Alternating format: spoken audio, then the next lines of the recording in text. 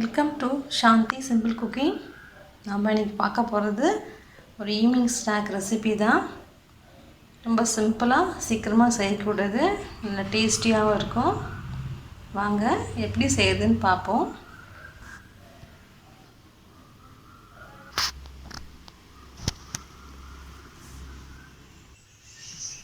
Hey friends, நம்ம ஸ்நாக்ஸுக்கு தேவையான பச்சரிசி மாவு நான் இந்த கப்பில் 2 கப்பு எடுத்துக்கிறேன். 2 கப்பு எடுத்துக்கிறேன். இது வீட்டிலே அரைச்ச பச்சரிசி மாவு தான். நம்ம ரேஷன் பொங்கல் அரிசியில் நம்ம ரெடி பண்ணிக்க பச்சரிசி மாவு தான். இதோட டிஸ்கிரிப்ஷனில் கூட நான் எப்படி பண்ணுறதுன்னு போட்டிருக்கேன், நீங்கள் பார்த்துக்கோங்க. இப்போ நம்ம இதுக்காக தண்ணி நம்ம ரெடி பண்ணிப்போம். நான் பார்த்ததில் இந்த மாவு எடுத்த கப்பில் 2 கப்பு தண்ணி நான் ஊற்றிருக்கேன். தேவையான உப்பு நம்ம போட்டுக்கலாம். மாவுக்கு தேவையான உப்பு இதில் நம்ம போட்டுக்கலாம். நான் 1 ஸ்பூன் இதில் எண்ணெயை ஊற்றிக்கிறேன். நல்லா கொதிக்கிட்டோம். கொதிச்சோன்னா நம்ம எடுத்து மாவில் மிக்ஸ் பண்ணிக்கலாம். தண்ணி நல்லா கொதிச்சிச்சு நம்மளுக்கு. இப்போ நம்ம ஸ்டவ் ஆஃப் பண்ணிடலாம். நம்ம இந்த தண்ணி இதில் கொஞ்சம் கொஞ்சமாக நம்ம சேர்த்து கலந்துக்கலாம்.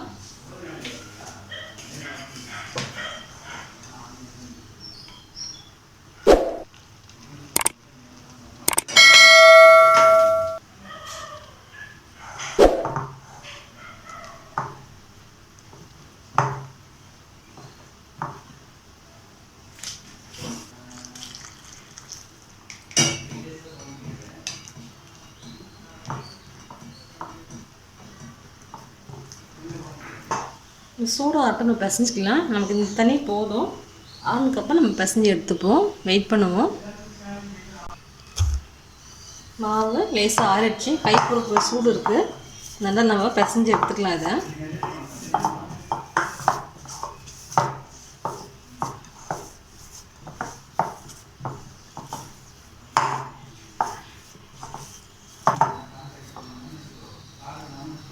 நம்ம இதை சின்ன சின்ன உருண்டைகளாக உருட்டிக்கலாம்.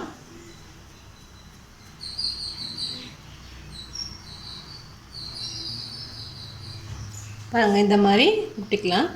ரவுண்டாக ஊட்டி தான் நீங்கள் ஒரு ஷேப் கொடுத்தனாலும் ஒரு ஷேப் கொடுத்துக்கலாம். இதே மாதிரி எல்லா உருண்டையும் ஊட்டி எடுத்துக்கலாம். பாருங்கள், நம்ம எல்லாத்தையும் நல்லா உருட்டி எடுத்தாச்சு. இப்போ நம்ம இதை இட்லி பாத்திரத்தில் வச்சு வேக வச்சுக்கலாம். தட்டில் கொஞ்சமாக எண்ணெய் தடவிக்கிறேன். இப்போ நம்ம ஒட்டாமல் கிடைக்கும். மாவு இதில் வச்சுக்கலாம்.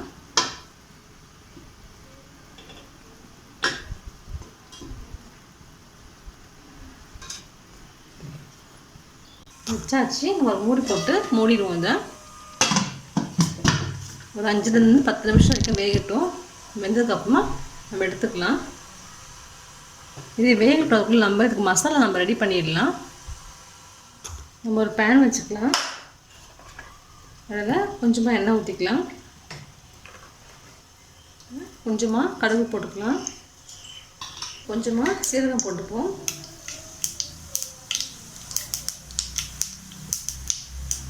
இப்போ கருவேப்பிலையும் போட்டுக்கலாம்.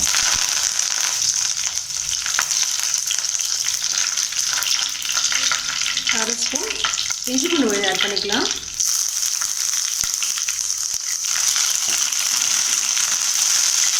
இதெல்லாம் அரைஞ்சி வச்சுருக்கேன். 2 வெங்காயம் போட்டுக்கிறேன்.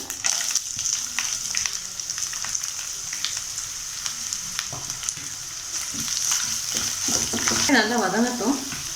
நம்ம அதுக்கு தேவையான உப்பும் சேர்த்துக்கலாம்.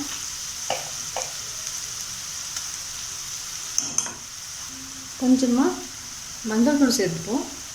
வெங்காயம் கொஞ்சம் நல்லா வதங்கி வரட்டும். நமக்கு தக்காளியை சேர்த்துக்கலாம். அதுலேயே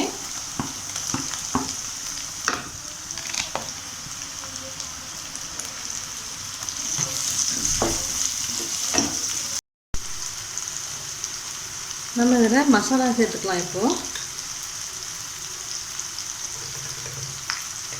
நான் காரத்துக்கு ஏற்ப 1 ஸ்பூன் மிளகாய்த்தூள் போட்டுக்கிறேன்.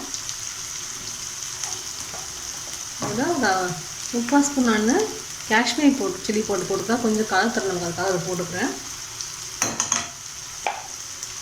ஒரு 1/2 ஸ்பூன் கரம் மசாலா தூள் போட்டுக்கலாம்.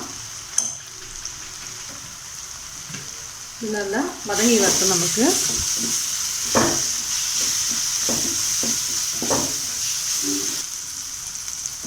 இந்த மசாலா ரெடி ஆயிடுச்சு.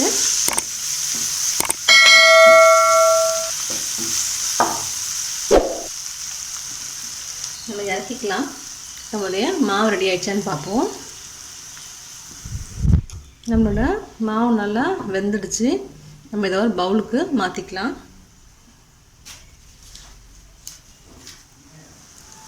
பாருங்கள், நம்மளுடைய மாவு நல்லா வெந்துடுச்சு. இப்போ நம்ம இதை இதில் போட்டுக்கலாம், மசாலாவில் போட்டுக்கலாம்.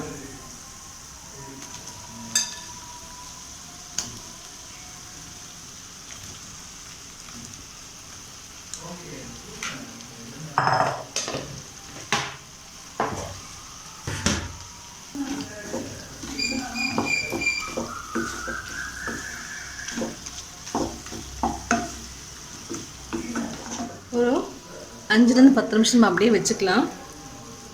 ஏன்னா அந்த மசாலாலாம் இதில் இறங்கணும். வெயிட் பண்ணுவோம்.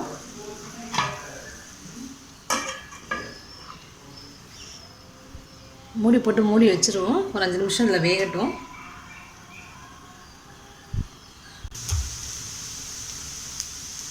நம்மளுடைய நல்லா மசாலா உள்ளே இறங்கிடுச்சு. இப்போ நம்ம மல்லியில கொஞ்சம் போட்டுக்கலாம் மேலே. அவ்வளோதான். இது ரொம்ப சிம்பிள். நம்ம ஈவினிங்கு டீ டைம் ஸ்நாக்ஸ்க்கு இது நல்ல ரெசிபி. இது ரொம்ப சுலபமாக செய்யக்கூடியதான். செஞ்சு பாருங்கள். செஞ்சு பார்த்துட்டு ஒரு கமெண்ட் சொல்லுங்கள். லைக் பண்ணுங்கள், ஷேர் பண்ணுங்கள். நம்ம சேனல் பிடிச்சிருந்தா சப்ஸ்கிரைப் பண்ணுங்கள். தேங்க்யூ.